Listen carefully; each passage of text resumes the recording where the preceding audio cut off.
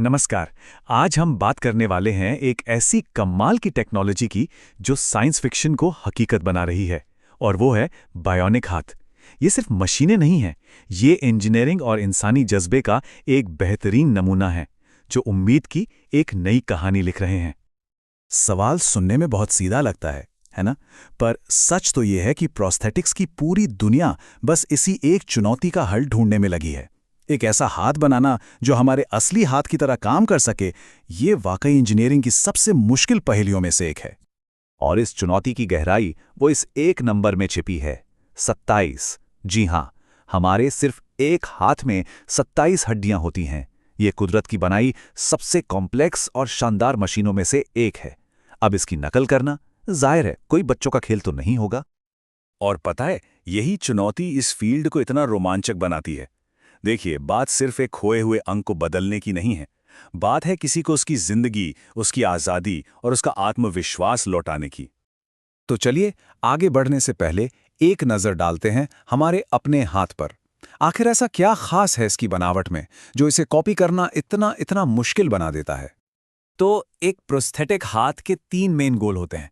पहला, पकड़ यानी ग्रैस्प को वापस लाना। दूसरा, रोजमर्रा के कामों में आज़ादी देना। और तीसरा, एक नेचुरल लुक देना। मतलब ये सिर्फ फंक्शनैलिटी के बारे में नहीं है, ये किसी के खोए हुए कॉन्फिडेंस को वापस लाने के बारे में भी है। तो ये टेक्नोलॉजी यहां तक पहुंची कैसे? इसका सफर भी बड़ा दिलचस्प रहा है, हुक से लेके आज के स्मार्ट हार्नेस तक। अगर हम इतिहास में झांकें तो एंशिएंट इजिप्ट में ये हाथ सिर्फ दिखावे के लिए थे। फिर सदियों तक मिडिल एज में आए साधारण मेटल हुक, जिनका काम बस हथियार पकड़ना था। असली बदलाव आया 20वीं सदी में, जो बॉडी पावर डिवाइस बने जो केबल और शरीर की हरकत से चलते थे। और फिर 21वीं सदी में हुई असली क्रांति, मायोइलेक्ट्रिक और बायोनिक हाथों के साथ। और यहीं से सब कुछ बदल गया। ये थी मायोइलेक्ट्रिक क्रांति, वो दौर जब प्रोस्थेटिक्स ने बाहरी पावर सोर्स मतलब बैटरी का इस्तेमाल करना शुरू किया। और ये सच में एक गेम चेंजर था। इसका फंडा बहुत सिंपल और जीनियस है। जब भी हम अपनी किसी मसल को सिकोड़ते हैं तो वो एक बहुत हल्का सा इलेक्ट्रिक सिग्नल पैदा करती है। इसे ईएमजी सिग्नल कहते हैं। मायोइलेक्ट्रिक कंट्रोल बस इन्हीं सिग्नल्स को पकड़कर उन्हें हाथ की मूवमेंट में बदल देता है। तो सोचिए, ये कैसे काम करता है। स्टेप 1, यूजर अपने बचे हुए अंग की किसी मसल को सिकोड़ता है।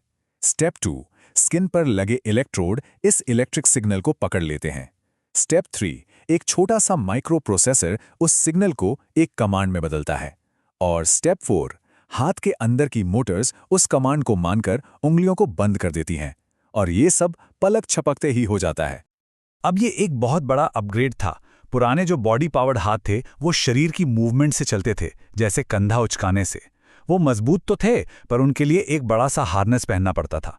वहीं दूसरी तरफ मायोइलेक्ट्रिक हाथ रिचार्जेबल बैटरी से चलते हैं और कंट्रोल सीधे मसल्स के सिग्नल से होता है।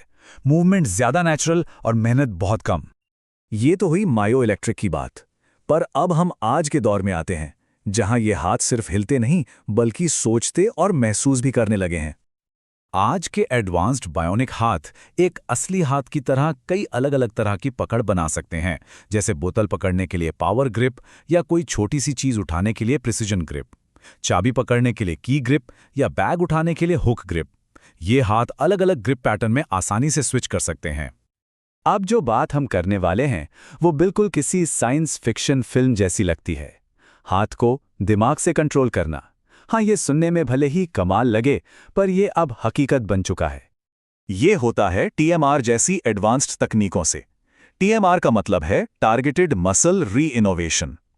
इसमें डॉक्टर सर्जरी करके उन नसों को जो पहले हाथ तक जाती थीं, उन्हें चेस्ट की किसी मसल से जोड़ देते हैं। अब होता क्या है कि जब इंसान अपना हाथ बंद करने के बारे में सोचता है तो वो नसें चेस्ट की मसल को सिग्नल भेजती हैं। प्रोस्थेसिस उस सिग्नल को पढ़कर हाथ बंद कर देता है। मतलब कंट्रोल अब सीधे सोच से हो रहा है। ठीक है, तो कंट्रोल तो अब दिमाग से हो रहा है, पर अगला बड़ा सवाल ये उठता है, क्या ये हाथ महसूस भी कर सकता है? और यहीं पर आता है अगला फ्रंटियर, सेंसरी फीडबैक। इसका मकसद है हाथ और यूजर के नर्वस सिस्टम के बीच एक टू वे कम्युनिकेशन बनाना। सोचकर देखिए, कोई सिर्फ एक कप पकड़ ही नहीं रहा, बल्कि ये भी महसूस कर रहा है कि वो कितना गर्म है या उसे कितनी जोर से पकड़ा है। हाथ में लगे सेंसर्स, टच, प्रेशर और टेम्परेचर के सिग्नल वापस नर्वस सिस्टम को भेजते हैं। लेकिन देखिए, ये पूरी कहानी सिर्फ हार्डवेयर और सॉफ्टवेयर की नहीं है। इसके पीछे एक बहुत बड़ा ह्यूमन एंगल भी है। एक बायोनिक हाथ कोई ऑफ द शेल्फ प्रोडक्ट नहीं है, ये एक पूरी जर्नी है। सबसे पहले यूजर की ज़रूरतों को समझा जाता है, फिर 3D स्कैनिंग से एक कस्टम फिट सॉकेट बनता है। इसके बाद होती है फिटिंग और कैलिब्रेशन, और आखिर में महीनों की ट्रेनिंग, जहां एक थेरेपिस्ट के साथ इसे कंट्रोल करना सीखा जाता है। ये यूजर और मेडिकल टीम के बीच एक सच्ची पार्टनरशिप है। तो आगे क्या? भविष्य तो और भी कमाल का होने वाला है। एक तकनीक है ऑस्टियो इंटीग्रेशन, जिसमें प्रोस्थेसिस को सीधे हड्डी से जोड़ा जाता है, मतलब सॉकेट की जरूरत ही खत्म।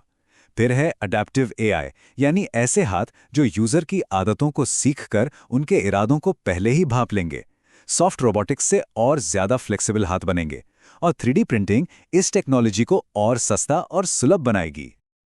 और आखिर में बात घूम फिरकर एक ही चीज पर आती है। लक्ष्य सिर्फ किसी को फंक्शन लौटाना नहीं है, बल्कि उन्हें वो संपूर्णता की भावना, अ सेंस ऑफ होलनेस, वापस देना है। ये टेक्नोलॉजी सिर्फ चीजें उठाने में मदद नहीं करती, ये किसी को उसका स्वाभिमान लौटाती है। और मैं आज की बात को इसी एक सवाल पर खत्म करना चाहूंगा। क्या होगा जब बायोनिक बायोलॉजिकल से बेहतर हो जाएगा? जैसे जैसे टेक्नोलॉजी आगे बढ़ रही है, हम एक ऐसे भविष्य की तरफ जा रहे हैं जहां शायद आर्टिफिशियल लिम्स हमारे असली अंगों से ज्यादा काबिल हो जाएं। ये सवाल सिर्फ टेक्नोलॉजी का नहीं है, ये इस बात का भी है कि इंसान होने का मतलब क्या है। इस पर सोचिएगा जरूर।